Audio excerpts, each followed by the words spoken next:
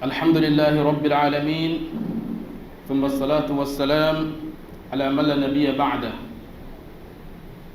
L'islam, alhamdulillah. Le sermon d'aujourd'hui, bid'Illahi ta'ala,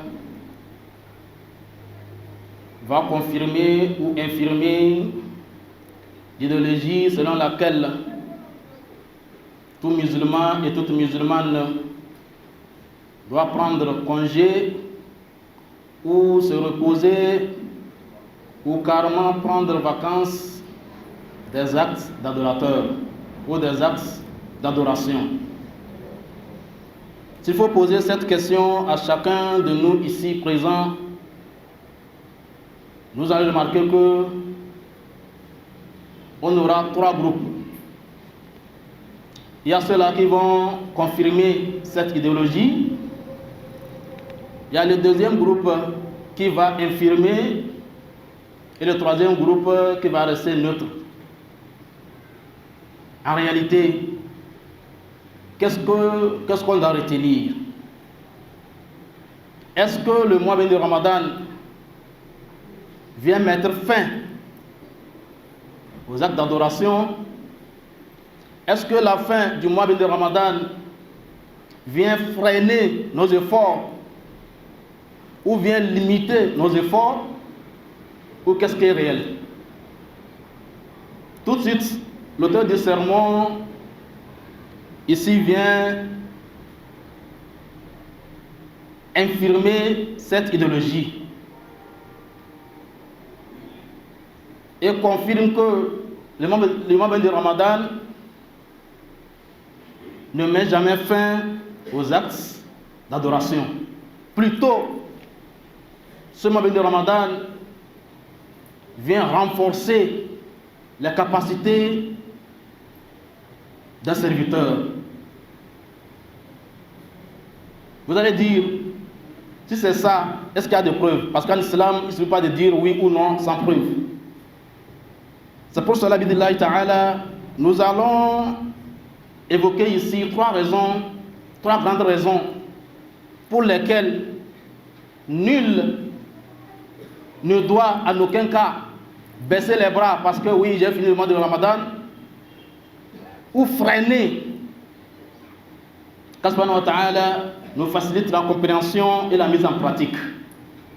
Dans l'islam, la première raison, c'est que al-mu'min bayna al-raja wal-khawf, un musulman croyant doit vivre entre l'espérance et la peur. Oui, espérance parce que j'espère qu'Allah subhanahu wa ta'ala m'a accepté. J'ai jeûné, j'ai prié, j'ai fait tel, mais j'espère qu'Allah subhanahu wa ta'ala m'a accepté. À côté, tu dois avoir peur. Et s'il ne m'a pas accepté, voilà comment un bon musulman doit vivre.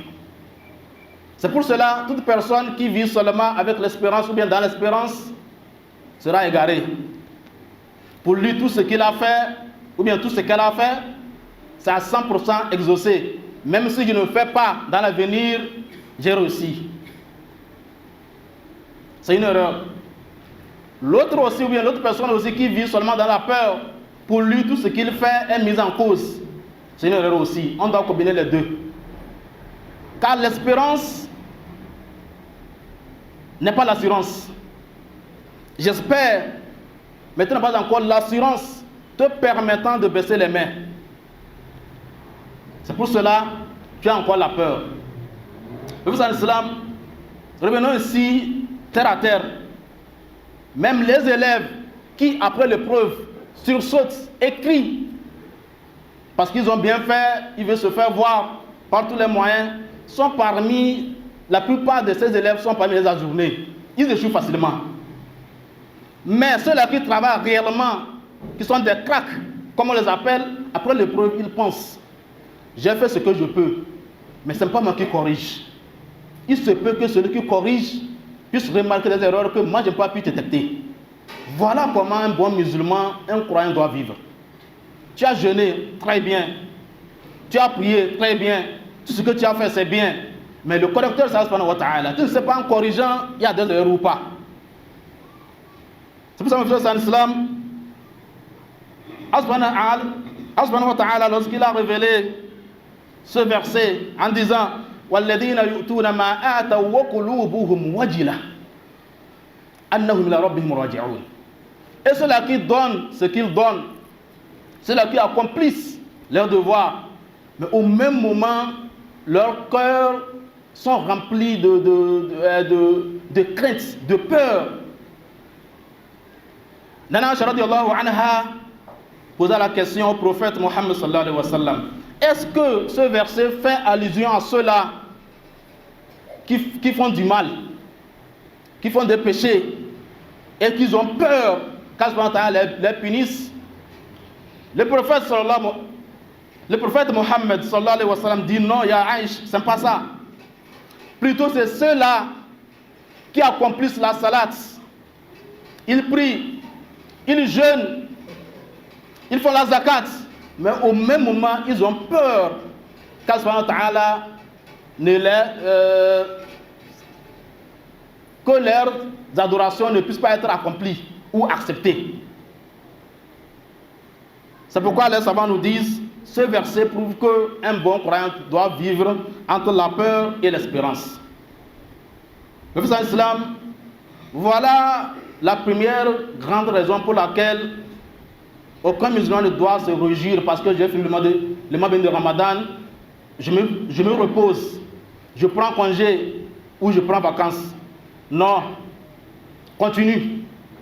Si comme rien n'était, car tu as écrit, tu as fait, mais le correcteur, c'est à lui d'apprécier. Il peut apprécier ou non. Même s'il n'appréciait pas, tu as encore envie, tu peux te rattraper. S'il appréciait aussi, les bons œuvres ne sont jamais trop pour un serviteur. Qu'Allah nous facilite. Le prophète en islam, il est aussi très important de remarquer, juste après le mois de Ramadan, est-ce que la croyance, la foi que j'avais avant le mois de Ramadan, est-ce qu'elle reste intacte après le mois de Ramadan, ou elle diminue, ou elle augmente? C'est pourquoi le grand savant, qu'Allah Ta'ala l'agrée et le don de la longévité, la foi de la longévité dit, Fawzan ibn Fawzan, il dit, il faut regarder si ta croyance avant le mois de Ramadan ou après. C'est-à-dire que ça s'est accru ou bien ça s'est diminué. Si tu vois que ça s'est diminué, tu dois faire beaucoup attention. Si tu vois que c'est augmenté, dis Alhamdulillah, mais ce n'est pas aussi l'occasion de baisser les mains, tu dois continuer. Même si c'est diminué, même si c'est accru, si c'est augmenté, ce n'est pas la raison pour laquelle tu dois te dire qu'Alhamdulillah, ce que j'ai fait, c'est beaucoup. Demande à Subhanahu wa ta'ala de t'accorder cette sagesse, cette faveur pour que tu puisses à tout moment aller en avant et non reculer. Vous en islam.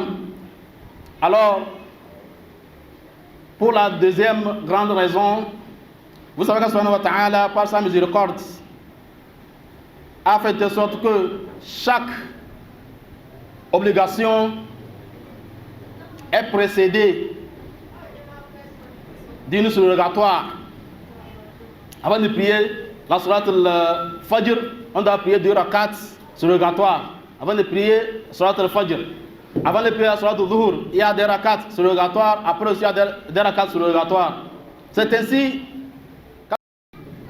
qu'à travers le prophète Mohammed sallallahu alayhi wa sallam, nous a donné certains bonus bien avant le mois de Ramadan et après le mois de Ramadan. Si j'ai dit bonus, lorsque l'on jeûne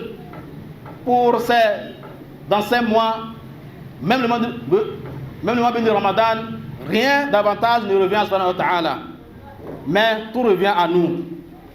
Dans Shaban, comme vous le savez, Subhanahu wa ta'ala, à travers le prophète, nous a dit celui qui peut jeûner sous forme d'entraînement avant le mois de Ramadan. Inch'Allah, après aussi Ramadan, il y a ce jeûne aussi de Shawwal, le mois dans lequel nous sommes, 6 jours. À travers lequel le prophète Mohammed sallallahu alayhi wa sallam nous dit, il a dit que vous maîtrisez tous et toutes, quiconque jeûne le mois de Ramadan et entame les 6 jours dans le mois béni de Shawwal a une récompense d'une personne ou de quelqu'un qui a jeûné toute une année sans se reposer. Alors, il est très important aussi de remarquer et de voir que lorsque tu accomplis une œuvre, tu jeûnes par exemple. Si ce que tu avais pu jeûner avant le mois de Ramadan, alhamdulillah. Alhamdulillah. Alors, après le mois de Ramadan aussi, il y a le jeûne du Shawwal. Tu l'as déjà fait? Peut-être non, je n'ai pas encore fait. Là aussi, on peut évaluer pour voir, est-ce que ma foi, elle est à quel niveau? Parce qu'un bon musulman croyant ne doit rien minimiser. Tu ne sais même pas d'ailleurs par quelle œuvre Allah subhanahu wa ta'ala te fera intégrer parmi les gens du paradis. C'est pour ça que le prophète Mohammed sallallahu alayhi wa sallam nous dit: ne sous-estime jamais une œuvre, petite qu'elle soit ou grande. C'est la possibilité, fais-le. Et ce qui prouve qu'Allah subhanahu wa ta'ala a accepté ou accepte tes œuvres, c'est quand tu as bien commencé. Bien avant le mois de Ramadan, tu as pu commencer certains jours. Avant Ramadan, tu as jeûné Ramadan, alhamdulillah. Et que juste après ça aussi, tu jeûnes quelques jours, ou bien les 6 jours où le prophète sallallahu alayhi wa sallam nous a dit de jeûner. Là déjà, ça prouve à plus grand pourcentage qu'Allah subhanahu wa ta'ala est en train de t'exaucer. Mais lorsque tu estimes que non, à Shawwal, ce n'est pas une obligation, je peux ne pas jeûner. Et si je ne jeûne pas, ce qui est obligation, c'est les 30 jours. Et si jamais tu vas jusqu'à dénigrer, comme on le voit sur les réseaux sociaux, c'est un traître. Certains, c'est-à-dire que ignorants, se disant savants, vont même critiquer les 6 jours du Shawwal en disant qu'il n'y a pas ça, le prophète n'a pas jeûné. Ils avancent des raisons bidons, alors que le prophète Mohammed sallallahu alayhi wa sallam, ce hadith se trouve dans Sahih Muslim. Il y a des hadiths qu'on ne critique même pas. Si on dit que ce hadith est dans Sahih Muslim ou Sahih Bukhari, ne critique même pas. Ne cherche même pas à critiquer. Mais il y a de nos jours ceux-là qui critiquent. Les frères en islam, ne les écoutez pas. Ce hadith existe bien et belle dans les paroles authentiques du prophète Mohammed sallallahu alayhi wa sallam. C'est pourquoi si un musulman va au-delà de critiquer si les 6 jours même existent ou pas, je ne suis pas sûr, tu es devenu kafir. Kafir. Parce que tu as renié, tu as critiqué, tu as refusé ce que le prophète sallallahu alayhi wa sallam a ordonné. Alors que toute personne qui renie un verset ou un hadith sahih, c'est un kafir. Murtad. Si là où la loi islamique existe, on lui coupe la tête. C'est pas moi qui l'ai dit. Alors faisons très attention. Soit je ne peux pas, je suis incapable, je suis faible, je me sens trop fatigué, je ne peux pas. Mais si je pouvais, j'allais faire. On reconnaît que vraiment, tu as reconnu l'intensité de ce jeûne. Là, il n'y a pas de problème. C'est toi qui rates. Mais lorsque tu dénigres ou tu refuses, là, c'est un autre cas. Qu'Allah nous facilite la compréhension et la mise en pratique. C'est pour cela qu'on doit mettre, ça veut dire qu'on doit s'efforcer à chaque moment, à chaque fois qu'il y a l'occasion. Alhamdulillah, ceux-là, juste après Ramadan, la fête du Ramadan, le deuxième jour en même temps, ils décollent. C'est des gens qui ont déjà oublié carrément qu'il y a 6 jours. Il y a ceux-là qui font quelques jours. Mais lorsque tu laisses encore plus durer, ça te serait très compliqué de commencer. Alors que le mois est très court. 30 jours, c'est trop petit. Alors, nous disons à tous les musulmans, d'abord bravo et nous jetons des fleurs à tous musulmans et toutes musulmanes qui ont déjà entamé et terminé. Et ceux-là qui ont déjà entamé et n'ont pas encore terminé. Et ceux-là qui veulent entamer, nous leur disons du courage et entamer. Ça fait peur, mais ça ne tue pas. 30 jours n'a pas tué, je ne suis pas sûr que c'est 6 jours qui puissent nous tuer pour avoir la récompense totale d'une année complète. C'est vrai, cette année, ça veut dire que le Ramadan de cette année a été vraiment dur. Et quand c'est dur, quand c'est dur, c'est seulement les durs qui avancent. Quand Allah nous facilite et nous place parmi ceux-là qui sont durs, pour qu'on puisse faciliter et qu'on puisse avancer et avoir la récompense totale d'une année complète. Mais vous savez, pour terminer, la troisième grande raison pour laquelle l'une ne doit baisser les bras, c'est que Allah Ta'ala du prophète Mohammed sallallahu alayhi wa sallam, wa'bud rabbaka hatta yatika al-yaqin. Il a dit prophète, adore ton Seigneur jusqu'à ce que la vérité t'atteigne. C'est quoi la vérité? La mort. Alors qu'il y a des versets prouvant dans lesquels Allah Ta'ala a attesté avoir pardonné au prophète sallallahu alayhi wa sallam les péchés antérieurs et futurs. Mais malgré ça, il n'a pas dit non, va dormir, je t'ai pardonné. Il a dit adore ton Seigneur jusqu'à ce que la vérité t'atteigne. Alors que nous tous ici présents, personne n'a jamais reçu cet agrément selon lequel ça dit que tes péchés futurs et antérieurs ont été pardonnés. Alors pour quelle raison on doit baisser les doigts ou bien on doit baisser les bras parce qu'on a jeûné? Alors qu'on ne sait même pas si Allah nous a accepté ou pas. Et tenez-vous très bien, persévérez et continuez. Dans les actes d'adoration, c'est une reconnaissance envers Allah. Quand le prophète Mohammed sallallahu alayhi wa sallam, après avoir reçu cette révélation selon laquelle ses péchés antérieurs et futurs ont été pardonnés, il a toujours persisté, prié les nuits jusqu'à ce que ses pieds s'enflent. Sa femme lui demande, mais prophète, tu as déjà eu l'agrément, tu as déjà eu ton visa pour le paradis, pourquoi tu souffres ainsi? Repose-toi. Le prophète a dit quoi? Il dit, mais Aïcha radiallahu anha, ne veux-tu pas que je sois parmi les reconnaissants? Donc ça prouve que être reconnaissant, c'est toujours opter et persévérer et continuer dans les actes d'adoration. Alors nous sommes là, si on dit tu veux être reconnaissant, tu dis oui. Alors je te dis, il faut continuer. Ne baisse pas les bras, qu'Allah Ta'ala aime cela à chaque moment, mettre en cause ce qu'ils ont déjà fait et doute, profitant de leur vie. À chaque fois que tu vis, dis-toi que c'est un profit. Je dois me rattraper. Dis-toi que ce qui est passé, j'ai joué. Je dois me rattraper. Et celui qui se rattrape à chaque moment finira par gagner, finira par réussir et finira par entrer au paradis. Qu'Allah nous facilite l'entrée au paradis.